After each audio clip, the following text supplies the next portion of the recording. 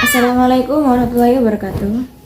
The Excellency Kiai Haji Muhammad Hasan Mutawakil Alallah SMM as the caretaker of the Hasan Genggong Islamic Boarding School, the Honorable Dr. Abdul Aziz Wahab MAG as Director of the Hasan Genggong Islamic University, the Honorable Ms. Wahyul Lestari MPD as the Dean of Scientific and Education Teaching Faculty, the respectable Mr. Bani Hamdani MPD as the our lecturer,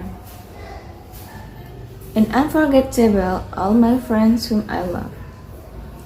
Okay, in this occasion, I'm going to explain about proses pertumbuhan dan perkembangan. Baik, pengertian pertumbuhan dan perkembangan. Pertumbuhan adalah suatu proses bertambahnya jumlah sel tubuh suatu organisme yang disertai dengan pertambahan ukuran, berat, serta tinggi yang bersifat irreversibel. Dan perkembangan adalah bertambah kemampuan atau skill dalam struktur dan fungsi tubuh yang lebih kompleks. Oke, next, prinsip-prinsip perkembangan. Principle development. 1. Perubahan fisik, physical change.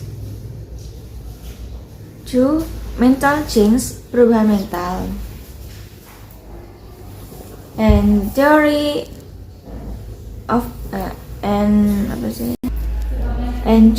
development. Teori perkembangan. Number 1 is environment.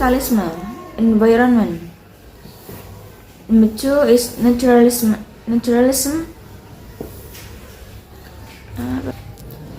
Number 2 is naturalism.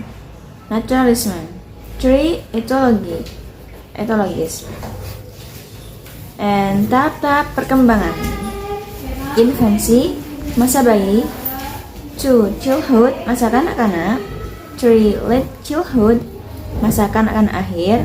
And 4. Adulthood, masa dewasa. Faktor-faktor yang mempengaruhi perkembangan. Yang pertama, inteligensi. Yang kedua, kebangsaan. Yang ketiga, posisi dalam keluarga. 4. Makanan. 5. Kultur budaya. Proses perkembangan dan pertumbuhan dalam psikologi pendidikan mencakup perubahan fisik, kognitif, emosi, dan sosial yang terjadi pada individu sepanjang hidupnya. Berikut adalah beberapa aspek penting dalam proses perkembangan dan pertumbuhan. Yang pertama, perkembangan fisik. Perkembangan fisik yang terjadi pada tubuh seperti pertumbuhan tulang, otot, dan sistem saraf. Yang kedua, perkembangan kognitif. Perubahan dalam kemampuan berpikir, memori, dan pemecahan masalah. Yang ketiga, perkembangan emosi. Perubahan dalam kemampuan mengelola dan mengungkapkan emosi. Yang keempat, perkembangan sosial. Perubahan dalam kemampuan berinteraksi dengan orang lain dan memahami norma sosial. Rangkuman.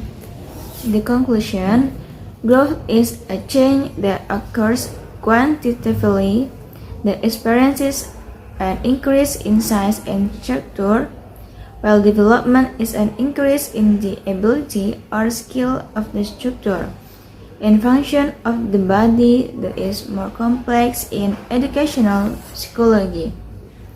Understanding the process of development and growth is very important for 1. Developing a curriculum. Adapting the curriculum to the child's developmental stage. 2. Teaching.